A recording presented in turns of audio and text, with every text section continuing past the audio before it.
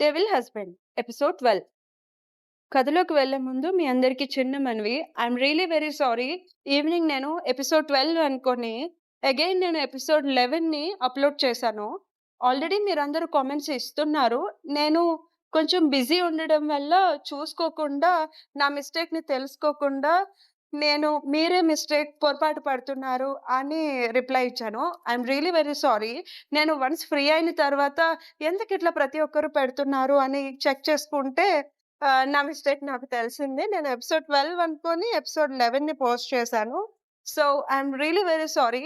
నేను చేసిన మిస్టేక్‌ని సరిదిద్దుకోవడానికి నేను ఈ టైంలో కంప్లీట్ ఈరోజు ఫుల్ డే నేను చాలా బిజీ ఉండే, చాలా హెవీ వర్క్స్‌లో ఉన్నాను. అయినా దానికి తోడు కోల్డ్, ఫీవర్ గూడా ఉంది నాకిప్పుడు ఎక్కువ స్ట్రెయిన్ అవ్వడం వల్ల. అయినా కూడా మీ అందరి కోసం నేను ఈ టైంలో మళ్ళీ వాయిస్ ఇచ్చి ఎపిసోడ్‌ని అప్‌లోడ్ చేస్తున్నాను. సో, నా కష్టాన్ని గుర్తించి, నా మిస్టేక్‌ని క్షమించి మీరందరూ కూడా నా సారీని యాక్సెప్ట్ చేసేసి, ఈ ఎపిసోడ్‌ని నా కన్సిస్టెన్సీని కూడా కాస్త గమనించి, ఈ ఎపిసోడ్‌కి ఎక్కువ లైక్స్ నా కథ మీద, నా మీద మీ అభిప్రాయాల్ని కామెంట్స్ చేయండి. అండ్ బెల్ ఐకాన్‌ని ప్రెస్ చేయడం అస్సలు మర్చిపోవద్దు. ఎప్పటికప్పుడు నా నుంచి వచ్చే ఎపిసోడ్స్‌కి, స్టోరీస్‌కి మీకు నోటిఫికేషన్స్ వస్తూ ఉంటాయి. అండ్ సబ్స్క్రైబ్ చేసుకోవడం కూడా మర్చిపోవద్దు. ఇక ఆలస్యం చేయకుండా కథలోకి వెళ్ళిపోదాం.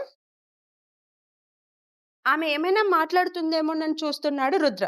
కానీ ఎంతకీ ఇక మాట్లాడకపోతుంటే నందన్స్ మ్యాన్షన్‌కి చేరుకోవడంతో కార్‌ని నేరుగా ఓపెన్ అయిన గేట్స్‌లో నుంచి తీసుకెళ్ళి సరిగ్గా మ్యాన్షన్ ముందు పోర్టికోలో ఆపాడు రుద్ర. సెక్యూరిటీ వచ్చి వెంటనే వాళ్ళ కార్ డోర్స్ ఓపెన్ చేసి రుద్రకి, శక్తికి దిగమన్నట్టు వినయంగా తల వంచారు. శక్తి మౌనంగా కారు దిగి ముందుకు నడిస్తే, ఆమె పక్కకు చేరి జతగా నడుస్తూ తన ఎడమ చేతిలో ఆమె కుడి చేతిని కలిపి ఇద్దరి వేళ్ళను లాక్ చేశాడు రుద్ర. అతనలా చేయడంలో ఆమె అర్థం చేసుకున్న భావం ఒకటే. భూపతి నందన్ గారి ముందు ఇప్పుడు వారిద్దరి అన్యోన్యతను చూపిస్తేనే ఆస్తి తన చేతికొస్తుంది. అందుకోసమే రుద్ర అలా చేస్తున్నాడని. కానీ రుద్ర మనసులో ఏముందో తెలుసుకునే విధంగా ఆ ఆలోచన కూడా చేయలేకపోతుంది ఆమె. తన భార్యగా ఆమెను తీసుకొని రుద్ర నందన్స్ మ్యాన్షన్‌లో ఇది రెండోసారి అడుగుపెట్టడం. ప్రతి ఒక్కరూ వాళ్ళ కోసమే ఎదురు చూస్తున్నట్లు కిందనే ఉన్నారు. భూపతి నందన్ గారు జంటగా వస్తున్న శక్తి రుద్రలనే అనుమానంగా అనిపిస్తుంటే లేచి నిల్చున్నారు కూర్చున్న చోటు నుండి. అందులో జగదీశ్వరి తండ్రి పక్కకు వచ్చేస్తూ, "మీ మనవడి భార్య కడుపులో నిన్నటి వరకు ఉన్న ఈ నందన్స్ వంశ వారసుడు ఈరోజు లేడు నాన్నగారు. సంవత్సరం కోసమే కదా ఈ నటనంతా ఎంతైనా. ఇక విడిపోయే బంధం మధ్య మా బిడ్డ మాత్రం ఎందుకనుకున్నాడేమో మీ మనవడు. అబార్షన్ చేయించాడు తనకి" అంది జగదీశ్వరి కావాలనే శక్తికి జరిగిన అబార్షన్ విషయం తెలుసుకొని దాన్ని తమకు అనుకూలంగా మార్చుకుంటూ. భూపతి నందన్ గారు అనుమానం, భయం నిండిన చూపులు చూశారు శక్తి వైపు. ఆమె కళ్ళల్లో చిప్పిల్లిన కన్నీళ్లను చూస్తూ, "తను చెప్పేది నిజమా శక్తి?" అని అడిగారు ఆయన పూడుకుపోతున్న స్వరంలో. రుద్ర వైపు చూసింది శక్తి ఏమాత్రం ఫేస్‌లో ఎక్స్‌ప్రెషన్ అనేది పలికించకుండా మౌనంగా నిల్చున్న అతన్ని. "రుద్రాంష్, జగదీశ్వర్ చెప్పేది నిజమా?" అంటూ భూపతి గారు మనవడి మీద అరుస్తూ ఉంటే, వింధ్యావతి గారు శక్తి దగ్గరికొచ్చేసి ఆమె భుజం మీద చేతులుంచి ఓదార్పు నిండిన చూపులు చూశారు కళ్ళనీళ్లతో. అంతే. వెంటనే శక్తి ఆవిడని హత్తుకొని మనసులో బాధంతా తీరేలా ఏడ్చేస్తుంది. ఆమె ఏడుపు చూస్తుంటే భూపతి గారి మనసు కూడా చివుక్కుమంది. సుహానిక మాత్రం శక్తి ఏడుపు చూస్తూ ఎన్నాళ్లుగా తన లోపల ఆరకుండా మండుతున్న మంటల్ని చల్లార్చుకుంటుంది. ఇదే తమకు అనుకూలతగా మార్చుకోవాలని చూస్తూ జగదీశ్వరి, ఆమె భర్త శరత్ రామన్ ఇద్దరూ కలిసి భూపతి గారితో మీరు ఈ సంవత్సర కాలం కలిసుంటే ఆస్తి ఇస్తానన్నారు వాళ్ళకి. ఆ సంవత్సరానికి తగ్గట్టుగా ఆ పిల్లతో కలిసుండి తన అవసరాలకు ఆమెను వాడుకొని తీరా ఇప్పుడు ఆస్తి తన చేతికొచ్చే సమయానికి బిడ్డను కూడా లేకుండా చేసి తనను వదిలించుకోవడానికి అన్ని రకాలుగా సిద్ధమయ్యాడు నాన్న మీ మనవడు. మీరింత ఆస్తిని ఆ పిల్ల చేతుల్లో పెడితే తన నుంచి ఆస్తి మొత్తాన్ని తీసుకోవడం మీ మనవడికి పెద్ద విషయమేం కాదు. బిడ్డనే లాక్కోగలిగాడు తన నుంచి. ఆస్తిని లాక్కోలేడా అలాంటి వాడు? ఆలోచించు నాన్న ఒక్కసారి నువ్విదంతా చేసే ముందు అని జగదీశ్వరి మాట్లాడుతుంటే భార్య మాటలకు వంత పాడుతూ, అవును మావయ్య, రుద్రశక్తి దగ్గర నుంచి ఈ ఆస్తి మొత్తాన్ని తీసుకోవడం పెద్ద విషయమేం కాదు. వాళ్ళిద్దరూ ఖచ్చితంగా ఇకపై కలిసుండరు. మీరిప్పుడు ఈ ఆస్తి మొత్తాన్ని ఆమె చేతుల్లో పెడితే అది మీరు చేసే అతి పెద్ద తప్పవుతుంది. అంటూ హెచ్చరిస్తాడు శరత్ రామన్ మామగారిని. ఒక్క చూపు చూస్తారు భూపతి నందన్ గారు అల్లుడి వైపు. అంతే. దెబ్బకతను గుటకలు మింగుతూ సైడ్ అయిపోతే జగదీశ్వరి మాత్రం ఇంకా ఏదో మాట్లాడాలని చూస్తుంది. కానీ ఆమెను కూడా కళ్ళతోనే వారించి శక్తి రుద్రల ముందుకు వెళ్తారు భూపతి నందన్ గారు. ఇంత జరుగుతున్నా కూడా రుద్ర చూపుల్లో పొగరు ఏమాత్రం తగ్గలేదు.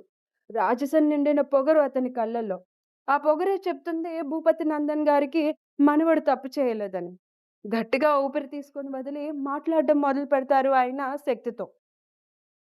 ఆస్తి కోసం నేను నా మనవడు పెళ్లి చేసుకొని నీతో సంతోషంగా ఉన్నట్టు నటిస్తున్నాడన్నా నేను నమ్మగలను గానీ, రుద్రాంశినిలో ఊపిరి పోసుకున్న తన ప్రతిరూపాన్ని నీ నుంచి దూరం చేశాడంటే మాత్రం నేను నమ్మను తల్లి. నువ్వు చెప్పు నిజమేంటి? అన్నారు భూపతి గారు గంభీరమైన స్వరంలో. మీరు నమ్మేది నిజం తాతగారు. ఇంకా ఆయన నన్ను పెళ్లి చేసుకున్నది కూడా ఈ ఆస్తి కోసం కాదు. ఈ నందన్స్ వంశ పరువు ప్రతిష్టలను కాపాడడం కోసమే పారిపోయిన పెళ్లికూతురు స్థానంలోకి నన్ను తీసుకొచ్చారు. మా ఇద్దరి ఈ సంవత్సర కాలపు బంధం ఆస్తి కోసం నటన ఏమాత్రం కాదు. ఒప్పుకుంటాను పెళ్లి చేసుకునే క్షణానికి మా ఇద్దరికీ ఒకరితో ఒకరికి పరిచయం కూడా లేదని. కానీ ఒక్కసారి నా మెడలో తాళి కట్టాక ఆయన నాకెప్పుడూ కూడా తన భార్య స్థానాన్ని ఇస్తూనే వచ్చారు. సమయం పట్టింది మాకు దగ్గరవ్వడానికి. కానీ ఒక్కటయింది మాత్రం ఆస్తి కోసం కాదు. ఆయనకు తన ఆస్తి తనకి కావాలి. అది నిజం. కానీ ఆ ఆస్తి కోసమే తనకి నేను అనేది మాత్రం అబద్ధం. శక్తి మాటలు వింటూ రుద్ర పొగరు నిండిన ఎర్రటి చూపుల్ని శరత్ రామన్ జగదీశ్వరులకు విసిరి పక్కనే ఉన్న హై బ్యాక్ చైర్‌లో షేర్‌లాగా దర్జాగా క్రాస్ లెగ్స్ వేసుకొని మరీ కూర్చున్నాడు. సరిగ్గా అప్పుడే పైనుంచి స్టెప్స్ ఒక్కొక్కటిగా దిగుతూ వస్తున్నారు వివేక్ నందన్ గారు. ఆయన అడుగుల చప్పుడుకి అందరి చూపులు అటుగా మళ్ళితే తనదైన రాజసంతో నడుస్తూ వస్తున్న వివేక్ నందన్ గారి చూపు మాత్రం శక్తి మీదనే ఉంది తీక్షణంగా. కింద వరకు వచ్చేసి రుద్ర ఎదురుగా క్రాస్ లెగ్స్ వేసుకొని వివేక్ నందన్ గారు కూడా రాజాలా కూర్చున్నారు. వీడికి భయపడి నువ్వు అబద్ధం చెప్తున్నావని నీ కళ్ళు చూస్తుంటేనే నాకు తెలుస్తుంది అంటారాయన బేస్ వాయిస్‌లో. మీకు నమ్మకం కలగకపోతే అది మీ ప్రాబ్లమ్ చిన్న మావయ్య. నేనైతే నిజమే చెప్తున్నాను. నా భర్త నన్నెప్పుడూ ఆస్తి కోసం దగ్గరకు తీసుకోలేదు. సమయం పట్టింది మాకు దగ్గరవ్వడానికి. చెప్తున్నాను కదా! కానీ నేను ఖచ్చితంగా చెప్తున్నాను. మేమొక్కటయింది మాత్రం ఆస్తి కోసం అస్సలే కాదు.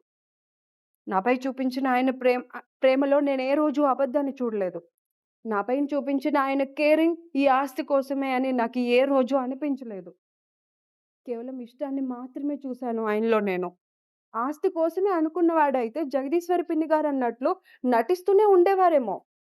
కానీ అలా లేరాయన ఎప్పుడూ కూడా నాతో.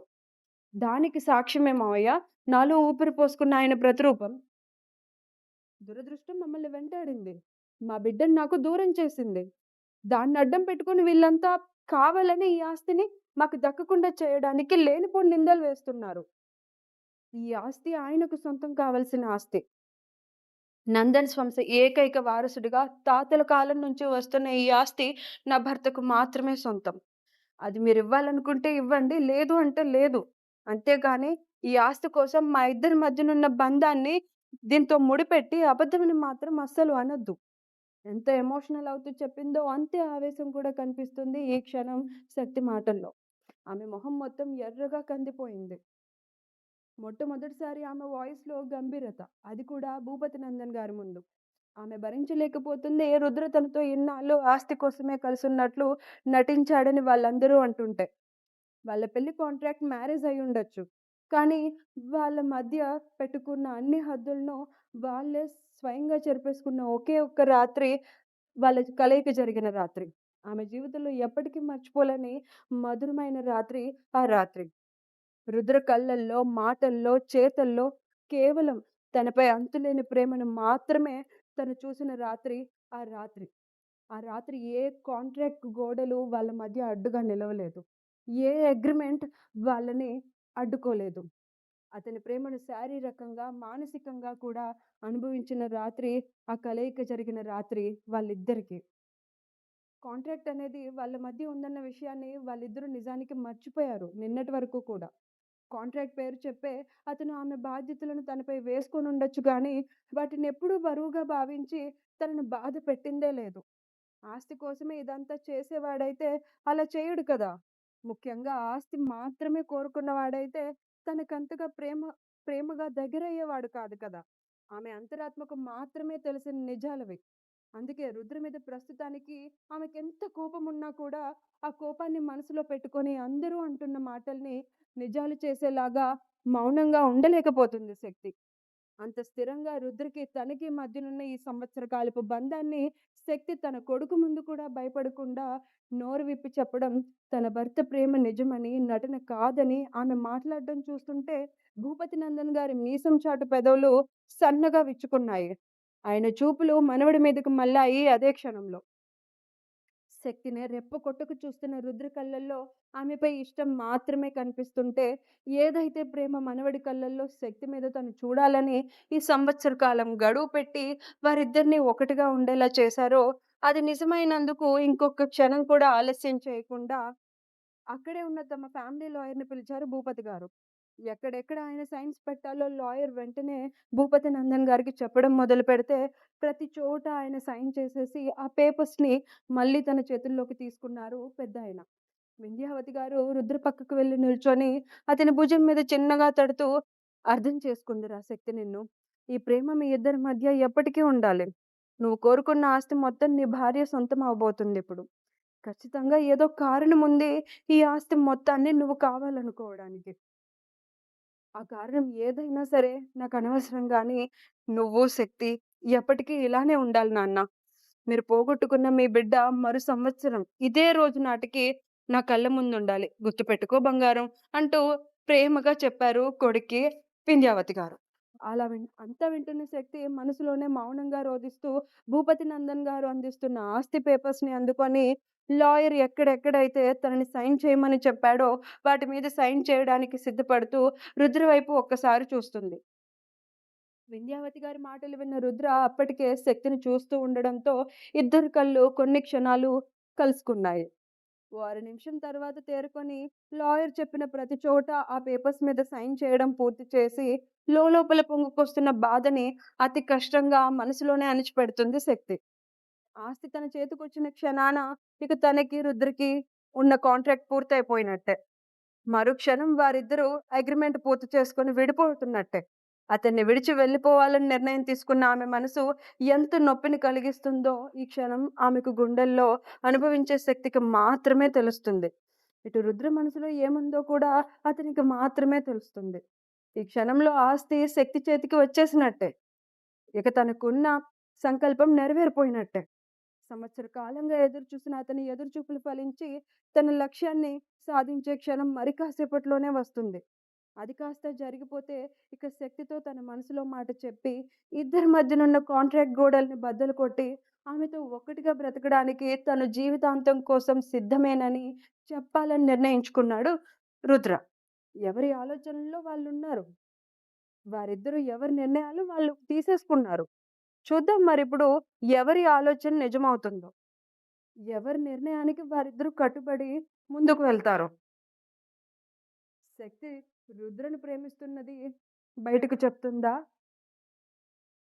లేదంటే రుద్ర ఎందుకోసం ఆ ఆస్తిని కోరుకుంటున్నాడో చెప్తాడా? లేదంటే మాన్య ఎవరు అనే నిజాన్ని బయట పెడతాడా? అసలేం జరుగుతుంది? శక్తి, రుద్రలు ఇకపై కలిసుంటారా? తెలుసుకోవాలి అంటే ఖచ్చితంగా నన్ను సబ్స్క్రైబ్ చేసుకోవాలి. ఎందుకంటే నన్ను సబ్స్క్రైబ్ చేసుకుంటేనే గదా మీకు నా నుంచి డైలీ ఎపిసోడ్స్ వచ్చేది. సో, ఈ స్టోరీ ఎలా అనిపించిందో కామెంట్ చేయడం అస్సలు మర్చిపోవద్దు. అలానే లైక్స్, షేర్ మర్చిపోవద్దు.